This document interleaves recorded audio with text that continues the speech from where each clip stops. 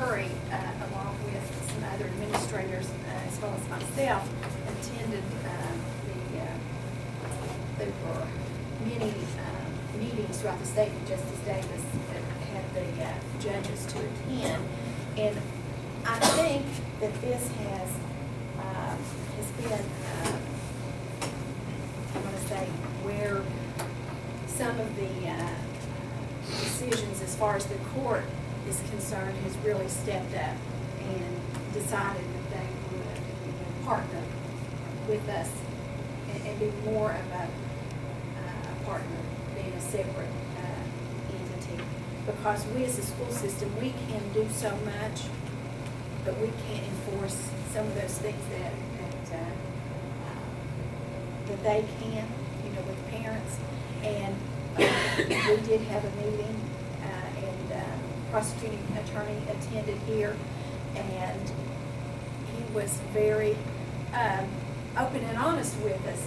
As Phil said, they didn't want to be caught with some documentation that we have not been making sure that was occurring, so that when we do go to court, that we have provided every opportunity, everything that we could possibly do to be able to have the documentation to support what we've said. And if that's so, then they're very willing, to do their part. And we were encouraged with that meeting, but as I stated, we don't have the teeth to sink into it as much as they do. And we can go so far, and they may not take us nearly as serious as they will the court system. So, and as Bill also stated, the AUC, the attendance, the behavior, and the course, passing of the courses, and that also carries over into our high school students that drive. Those are the three components now for them to be able to have the privilege of driving. It's no longer just attendance, but it has been for a few years now. The behavior component, as well as passing those courses, which to me is very important that we look at all of those components. But we are encouraged, and I know Bill and Kevin and Jessica have all worked very hard. Bill and Jessica have spent many hours developing things to put in place, and I appreciate that so much. But we have to get them there in order to teach them. And this is one more way of putting maybe a very important person in place for these kids, and being able to keep contact with the parents.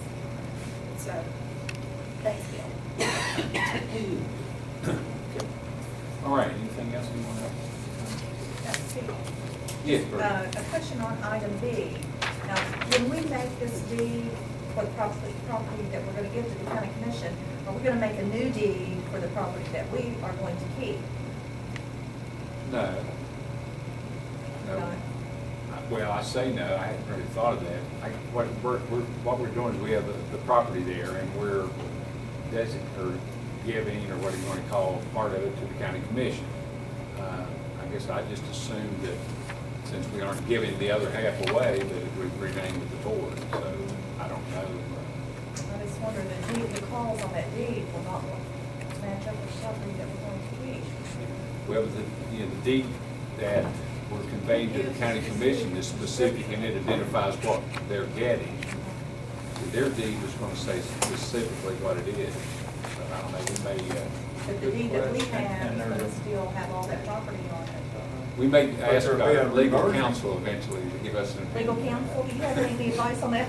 I will check into the issue and see what you need to do. Do you understand, Lisa, what you're saying? We own a piece of property there, and about roughly half of that piece of property, the old Harts High School, middle school, we're wanting to convey that to the county commission for their use. But we want to maintain the rest of that property. It has ball fields and things like that on there. So Bertie's question there is, you know, a deed is to be prepared, conveying that to the commission, but you brought up a new point here. Do we need to have a deed for our half? Well, how it will be is this, when you convey property like that, and you're taking a portion of a parcel, then that will be recorded at the courthouse. It will have the specific survey description of the parcel that you're giving to them. So you don't need to do a new deed, basically, for your part. You're always gonna own the part you have because you've only conveyed a tiny part of it away. And both those will be on file at the courthouse. And that way, when anybody does a title search on the property, it'll be clear that this is the portion that was conveyed and that you still own the portion that you own. So I guess the short answer is no, you don't have to do a deed for your portion of it. Clause in there anyway. Yes, and there's a reversion clause in what we're giving away. Oh, well, yeah, that's always a good idea to do that. Well, that's so. really been our hang-up to this point. We've had a deed that we wanted to act on, but it hasn't had the reversionary clause. And in a moment, I'm going to say that it still hasn't, and we're going to table it till the next time. But it is a good point that you've heard. You would need a deed for fairly private, Yes, well. but not, Okay. I just really need to know how many acres that we're gonna continue to keep for fixed asset purposes, you know. I think We've gotta have Danny could disposal probably- and what we're actually keeping, so I'll just need to know those numbers. That's a good point. It never hurts to ask. Yes. But we're hoping that soon that will. Give me a date for you. I can pick it out. Okay. Anybody have any other questions about anything under the administrative section, anything that's been brought before us today? Any more questions about? Trish, is on item E, has that worked out well for us this year? Yes. It has? No problems, major problems? Okay, nothing further then, I'd like to ask for a motion to approve items A, C, D, and E, table item B. That would be the motion that I would request since we're going to table item B. Could we have a motion to that effect? Mr. Curry? Second.